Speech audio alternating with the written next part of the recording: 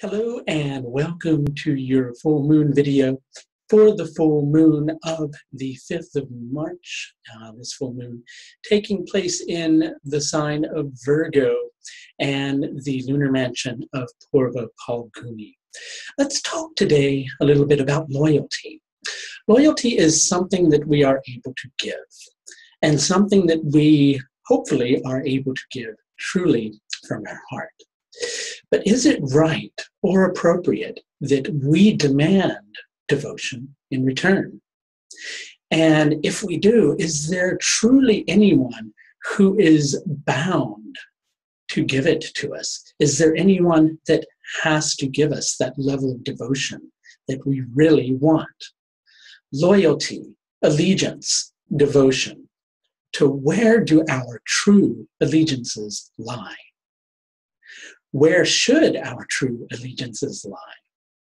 Perhaps to our soul, perhaps to ourself. And to a lot of you, that may sound, at least the self part, that may sound like a very selfish concept.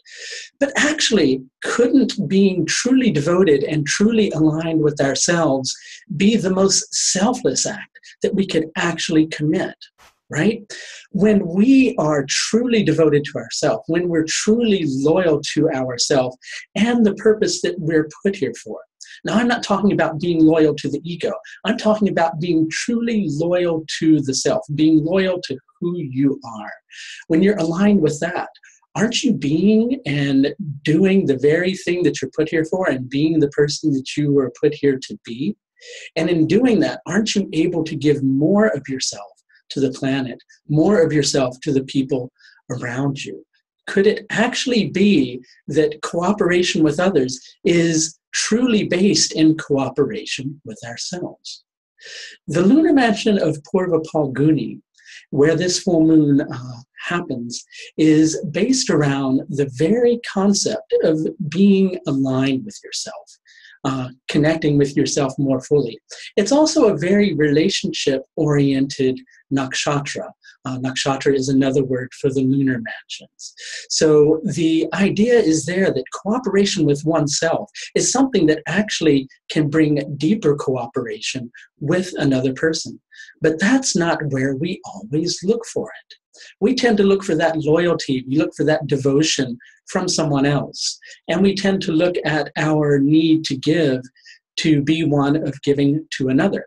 And certainly giving to others is something that should happen in our life. But if we're worn out, if we're exhausted, if there's nothing left for ourselves, then are we truly able to give to another individual? These are questions that may likely arise for you over the course of this full moon. Why don't we take a look at some of the aspects that are going on with this full moon and take a deeper look at the full moon in general? The full moon will happen at about 6:05 p.m. London time. If you go online, you can find out what time that will be in your particular time zone. As we said before, the moon is full in the nakshatra of Purva Phalguni. Purva Phalguni is a nakshatra that's based around cooperation. A phrase that's associated with it is the setting up of the marriage, the coming together of the wedding partners. On the deeper level, it's about the divine contract that we have with ourselves, our reason for being, coming together with that contract, really working it out for yourself. From that space of being able to work it out for yourself, then you are potentially able to work your relationships and your partnerships with other individuals out more deeply. Now, whenever we look at a full moon in a particular nakshatra or lunar mansion, we also want to take a look at what's going on with the particular ruler of that nakshatra. And in this case, that is Venus. And it's interesting because Venus is over in Aries, and it's just at the time of the full moon, it will have just recently passed over a conjunction with Uranus and a square with Pluto, which suggests a level of tension, somewhat of a personal revolution going on for us all in a specific area of our life, and one in which there is the necessity to really be authentic, both in our dealings with other people and in our dealings with ourselves. And it may be that there is a particular in-between phase that is still going on in your life where a healing is happening, a healing is transpiring. It's not happening probably to the level or as quickly as you might like for it to at this particular moment in time. But really the best way to help to speed the process along is not to get agitated or to get upset with yourself or to get upset with other individuals. It's really just to be true to yourself, to really connect with yourself. And through connecting with yourself, that's the best way to allow the healing to truly happen. This also coincides with a harmonious angle a couple of days before, on the 3rd, between Jupiter and Uranus, but they're going to still be very close to their particular aspect. So it's very much still in alignment. Jupiter is in Ashadha, the idea of potential, self-exploration. Those are the heightened tones. And of course, Jupiter being retrograde, it's going to cause us to really seek deeply within ourselves for some answers in order to get an understanding of why we feel vulnerable, why we feel somewhat stuck in our lives, and to take the necessary steps to bring that healing into being. Venus and Uranus, and also at this particular point, Mars and the South Node are all in a section of the sky that's called Revati. I know we're talking about the full moon in Purva Phalguni, but we also need to understand Revati. And I've spoken many times about this in the previous videos. Revati marks the end of one cycle of being, where the next cycle of being has not yet fully begun. And there's a lot of changes, transformations, the setting up of the stage for the next chapter of our life is going on. But we don't really know fully where it's going. We begin to have a little bit of a bigger picture. A breakthrough is going to happen in the coming months, especially after all these planets shift from Revati. So we need to take a look at Mercury too, because Mercury rules Revati, and Mercury is over here in Dhanishta. And Dhanishta relates to the ability to truly be oneself, to allow oneself to have the divine music of the soul, the divine music of spirit played through oneself, to align oneself with one's natural will inside of oneself, which is going to naturally be aligned with the will of spirit, the will of the universe, the will of God. Whatever your belief is, you can fit it in with that particular concept. That's where true prosperity comes from. Through self-cooperation, through self-understanding. There's going to be a little bit of tension involved in this process because we're dealing with the Pluto-Uranus square at the same time that this is going on. Pluto is in Purva Ashadha. When Pluto wants to bring changes into our life, he's going to do it in a very no-holds-barred type of way.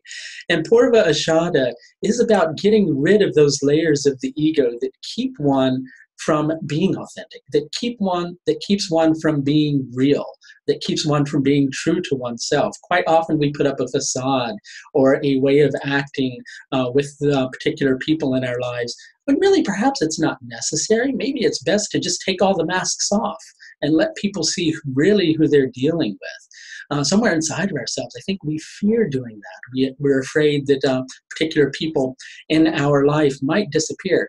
But due to the Uranian nature of these aspects, you may find yourself connecting more deeply with sides of yourself that you never knew were there. And you may find that through doing so, the relationships which you have with other individuals don't necessarily get worse. They actually get better. There may be a little bit of tension involved in the process, because when we take potential steps like that, when someone is used to interacting with us in a particular way and they see a different aspect of us, there's always going to be a period of adjustment. But the aspects suggest that there's the propensity both to get to know another person on a deeper level. Through a certain degree of tension, you may find a certain aspect of another that you never knew was there. And from that space, there is a deeper level of cooperation with this individual, because you both know each other on a level that you never knew each other, through both people being true and real to themselves first and foremost. And then they're able to be true and real to the other person. And how can we ever expect cooperation in our life if we're, not going to let someone else know truly who we are?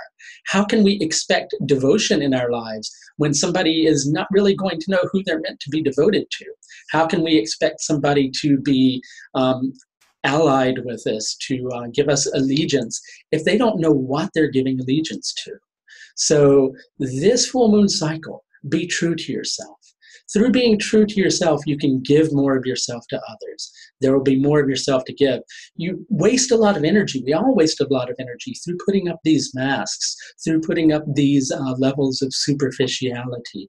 And isn't it about high time that we just drop them all one by one? And as you do so, notice that weight that's lifted from your shoulders and how liberating it truly feels. If you'd like to know a little bit more about how this full moon cycle will affect you personally, I do offer a vast range of astrological services that are available through my website. There's a link on this YouTube video that you can click on. It's in the bottom left-hand corner of your screen. When you click on that link, it'll take you to my website where there is a list of particular astrological services that I offer. Everything from person-to-person consultations to recorded videos to written reports are all available through my website, based upon, of course, your personal, unique astrology. If you've already closed down the link that takes you to that page, there's also a link further down in the description area of this YouTube page. You can click on that as well. And if you haven't done so already, I recommend subscribing to my YouTube page so that you can be updated every time there's a new video released. And I'm going to try to get a little bit more out there these days. I have better equipment to do so, and my schedule's arranged in a much better way to get a lot more videos out there for all of you subscribers. That's going to do it for your full moon video. You can look in a couple of weeks for a solar eclipse video, because solar eclipses always happen on a new moon. And this month on the 20th, we're going to have a solar eclipse in Pisces. More on that in the coming weeks. Until next time, please do take the very best care of yourself.